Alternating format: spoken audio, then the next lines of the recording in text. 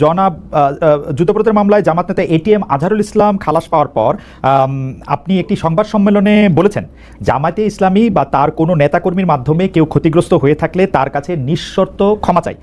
এই ক্ষমা প্রার্থনায় কি ৭১ মুক্তিযুদ্ধের সময়টাও আছে কিনা সেটা সেদিন আপনি স্পষ্ট করেননি, আজকে এটা স্পষ্ট করবেন? মানে আপনি অনেকেই প্রশ্ন করছেন যে জামায়াতের মাননীয় আমির ক্ষমা কিসের জন্য চাইলেন, মানে ৪৭-এর পর থেকে শুরু করে আজকে পর্যন্ত, শুধু ৭১ না, ৪৭-এর পর থেকে শুরু করে আজকে পর্যন্ত আমাদের দ্বারা যত মানুষ যত জায়গায় কষ্ট পেয়েছে, কেউ যদি ক্ষতিগ্রস্ত হয়ে থাকে, সেই মানুষগুলো তাদের সকলের কাছে আমি বিনা শর্তে ক্ষমা চেয়েছি। কেন ক্ষমা চেয়েছি? আমরা মানুষ, ইন্ডিভিজুয়াল মানুষ যেমন ভুল করতে পারে, মানুষের সমষ্টি একটা দলেরও বিভিন্ন ভুল সিদ্ধান্ত থাকতে পারে। কোনটা ভুল কোনটা সঠিক ইতিহাস এটা নির্ধারণ করবে। আজকে যেটাকে ভুল বলা হচ্ছে, কালকে এটাই হয়তো সবচেয়ে বড় সঠিক হিসাবে প্রমাণিত হবে। আর ইতিহাসের পালাবদলে রাজনীতিতে সবাই জিতে না, কেউ জিতে কেউ হারে। আমরা আদর্শবাদী একটা দল, আমরা বিশ্বাস করি আমরা মানুষ, ভুলের ঊর্ধ্বে নই। আমাদের দ্বারা, আমাদের সহকর্মীদের দ্বারা মানুষ বিভিন্ন ক্ষেত্রে কষ্ট পেতে পারে, ক্ষতিগ্রস্ত হতে পারে। আমি সব কিছুর জন্য কোনো শর্ত আরোপ না করেই মাপ চেয়েছি। ওকে, মানে ৪৭ এবং মাপ চাওয়ার মধ্যে কোনো পরাজয় নাই, অবশ্যই নাই। ৪৭ থেকে আজ পর্যন্ত যে কোনো কিছুর জন্য মানুষ আপনাদের কাছ থেকে যদি কোনো ধরনের আঘাত পেয়ে থাকে, তার জন্য আপনি দুঃখ প্রকাশ করেছেন বা ক্ষমা চেয়েছেন। এর ভিতরে সব ঢুকে গেছে, কোনো কিছু বাদ নাই। ওকে, এভরিথিং ইনক্লুডেড।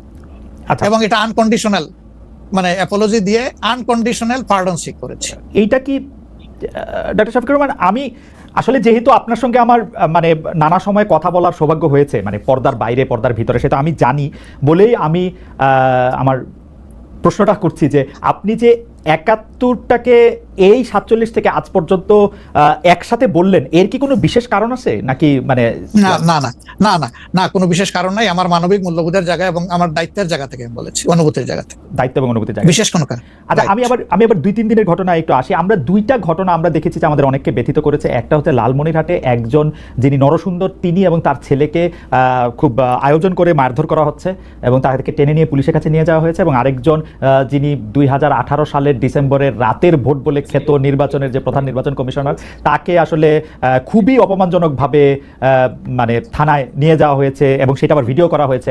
মানে আমি সাধারণভাবে যেটা বুঝি, আপনি আমাকে শাস্তি দিতে পারেন, আপনি আমাকে মৃত্যু দিতে পারেন, কিন্তু মানুষ হিসাবে আরেকটা মানুষকে অসম্মান করার অধিকার যে আমাদের নাই, এইটা কি মানে মানে নাকি এইটা আমাদের আছে কারণ তারা একটা খারাপ কাজ করেছিল, এরকম কি? মানে আমি জানি না, মানে অনেকে তার জি আপনি বলেন আরেকজন খারাপ কাজ করেছেন বলে আমিও করব, এটা কোনো যুক্তি? আমি আরেকজনের খারাপে কষ্ট পেলাম, ক্ষতিগ্রস্ত হলাম, এখন আমি সেম অথবা ওয়ার্স দেন দিস আরো খারাপ কিছু করলাম তার সাথে, সেটা কি কোনো মানবিক আচরণ বলে গণ্য হবে? নিশ্চয়ই না। তবে দেখেন, আমরা এটাকে কখনো সমর্থন করি না, কিন্তু পরিবেশ, প্রেক্ষাপট, স্থান, কাল, পাত্র, মানুষ কোনো জিনিসকে যখন লাইক করে না, তখন প্রকাশ্যে হয় তার প্রতিবাদ করে, না হয় মনে মনে ঘৃণা করে, অথবা সে শক্তি থাকলে প্রতিরোধ করে। এই তিনটা স্টেজ থাকে, এটা হাদিসের ভাষা অনুযায়ী। এই অবস্থায় আমরাও তো ভিজিবল সেরকম প্রটেস্ট অনেক ক্ষেত্রেই করতে পারি না, কিন্তু আমরা এগুলাকে মনের দিক থেকে সাপোর্ট তো করি না, আমরা বরঞ্চ মনে করি যে এগুলা আরেকটা অপরাধ। ডেফিনেটলি সিইসি যিনি ছিলেন, তিনি তো একজন মানুষ, তিনি এই রাষ্ট্রের একজন সিভিল সার্ভেন্টও ছিলেন এবং উচ্চ পর্যায়ে তিনি দায়িত্ব পালন করে তিনি রিটায়ার করেছেন। তিনি নিশ্চয়ই কাজ ভালো করেন নাই, অনেকগুলো খারাপ কাজ করেছেন। সেই সময়টা জনপ্রত্যাশার এগেইনস্টে গিয়ে করেছেন, সত্য তথ্যের উপর না থেকে অসত্য তথ্য তিনি তার সংস্থা থেকে বলেছেন, সেগুলো সব খারাপ। তো তার জন্য তো আদালত আছে, কিন্তু আদালতে যাবেন, আমি তাদেরকে আদালতে নিয়ে যাই, আইনের আওতায় নিয়ে যাই, কিন্তু আইন আমার হাতে আমি তুলে নেবো কেন? এটা তো কোনো অবস্থায় আমরা সমর্থন করবো না। এই জন্য আপনার স্মরণ থাকার কথা, ৫ তারিখ রাত্রেই আমরা ঘোষণা করেছি যে ব্যক্তিগতভাবে আমরা কারো উপর থেকে কোনো প্রতিশোধ নেব না, এবং আমরা নেইনি। আমাদের ২-১টা ব্যতিক্রম ঘটনা ঘটেছে, আমরা তাদেরকে শাস্তি দিয়েছি, আমরা ছাড় দেই নাই কাউ। আমাদের এই ঘটনাগুলো র্যান্ডম না, ব্যাপক না, ২-১টা বিচ্ছিন্ন ঘটনা, আমরা কাউকে ছাড় দেই। আমরা যেহেতু আপনার সময় কম, আমরা দ্রুত একটা বিষয় থেকে আরেকটা বিষয়ে যেতে হচ্ছে। সম্প্রতি আপনি একটি ভাষণে বলেছেন, আমি এখানে ছোট্ট একটু অ্যাড করতে চাই। এই যে মব, যেটাকে এখন মব বলা হচ্ছে, এর চাইতে কিন্তু আরো নিকৃষ্ট মব কিন্তু গত ১৫.৫ বছর মানুষ প্রত্যক্ষ করেছে। ইভেন আপনাদের সাংবাদিকদের সাথে হয়েছে, আরো অনেকের সাথে, পলিটিশিয়ানদের সাথে। তো এগুলো কোনো ডাল ভাত, কোনো ব্যাপারই ছিল না। না সিভিল সোসাইটির মানুষের সাথে, শিক্ষকদের সাথে, কিন্তু ওইগুলা দিয়ে আমরা এটাকে জাস্টিফাই করতে চাই। হয়েছে বলেই আমরা সবাই মিলেই কিন্তু এগুলি প্রতিরোধ করেছি, প্রতিবাদ করেছি। আসলে যে যার জায়গা থেকে প্রচন্ডভাবে প্রতিবাদ করেছে। আমার মনে আছে ডয়েচে ভেলেতে থাকতে আমি একবার শেখ হাসিনার নাম করে এতবার বলতেছিলাম যে কেন তিনি এটি করবেন, কেন তার এটি সমালোচনা করা যাবে না, এবং কেন তার এটা, মানে আমার মনে আছে যে মানে আমার সাংবাদিকতায় আমি কোনো সময় অ্যাক্টিভিজম করতে চাই না বা অ্যাক্টিভিজমের জায়গা থেকে, কিন্তু এইগুলির প্রতিবাদ আমরা সবাই মিলেই আসলে করেছিলাম যে যার অবস্থান থেকে। এখন আমাদেরকে করতে হবে। এখনো যদি আমরা সেই জায়গার মধ্যেই থাকি এবং কেউ কেউ আমরা এটা বলি যে তারা করেছে সেজন্য এটা ঠিক আছে, সেইটার ব্যাপারে আপনার কাছে বিচার দিতে চাইছি। প্রশ্নই ওঠে না, এটাকে সাপোর্ট করা যাবে না। আরেকজন অন্যায় করেছে তাই আমি আরেকটা অন্যায় করবো, এটা চলবে না। আর তাইলে আমরা ভালোর দিকে আগাবো কিভাবে? অ্যাবসলিউটলি আমরা আগাতে পারবো। আপনি সম্প্রতি এক ভাষণে বলেছেন, আরেকটা প্রসঙ্গে যায়, যে সেই গণতন্ত্র হালাল যার মাধ্যমে আল্লাহর বিধান কায়েম করা যাবে, বুলেট নয় ব্যালটের মাধ্যমে যেতে হবে। এটা আপনি বলেছেন হাদিসের রেফারেন্স দিয়ে। আপনার এই বক্তব্যের প্রতিবাদ করেছেন মুফতি ডক্টর সাইয়েদ মোহাম্মদ এনায়েতুল্লাহ আব্বাসী ওয়া সিদ্দিকী। রোববার ফেসবুকে এক পোস্টে দাবি করেছেন যে তিনি হাদিসের সুস্পষ্ট অপব্যাখ্যা করেছেন। আপনি এক লাইনে আবার একটু ব্যাখ্যা দিবেন কিনা? আমি হাদিসের দেই নাই, আমি বলেছি যে ডেমোক্রেটিক যে প্রসেসটা, এটা রাসূল করিম সাল্লাল্লাহু আলাইহি সাল্লামের পরে যারা রাষ্ট্র পরিচালনা করেছেন খোলাফায়ে রাশিদিন তাদের সময় ছিল, এবং এটা বাস্তবতা আমরা সবাই জানি। হযরত ওমর খুতবা দিতে দাঁড়াইছেন, সাধারণ মুসল্লি বলছে আমি আপনার খুতবা শুনবো না। কেন শুনবেন না? ওই যে আমরা কুশাগার থেকে কাপড় পাইলাম, আমার কাপড়ে লম্বা জামা হইলো না, আপনারটাই লম্বা জামা হইলো কেমনে? এই তো সেম কাপড় দেখতেছি। তখন তিনি তার ছেলে আব্দুল্লাহ ইবনে ওমরকে বলেছিলেন, বাবা তুমি এবার জবাব দাও।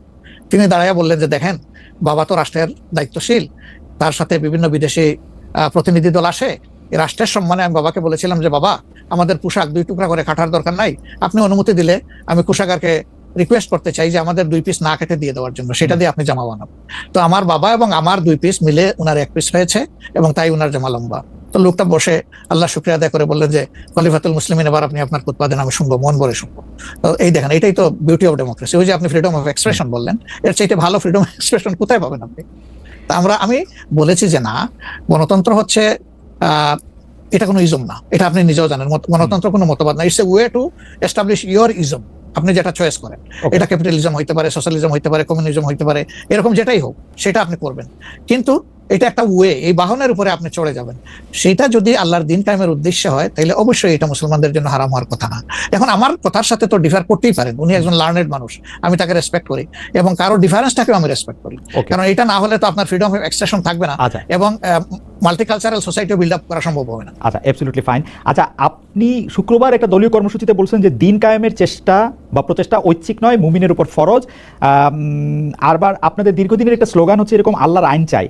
এখন একটি নতুন প্রচারণা, মানে অনেক দলকেই ক্ষমতায় দেখা যাবে না। জামাত ইসলাম একটা নতুন প্রচারণা এরকম যে অনেক দলকে ক্ষমতায় দেখা হয়েছে, জামাতকে একটিবার সুযোগ দেওয়া হোক, আপনারা যদি নির্বাচনে জিতে ক্ষমতায় যেতে পারেন তাহলে কি বর্তমান ব্যবস্থা পাল্টে কোরআন সুন্নাহ ভিত্তিক শাসন বা শরিয়া ব্যবস্থা চালু করবেন?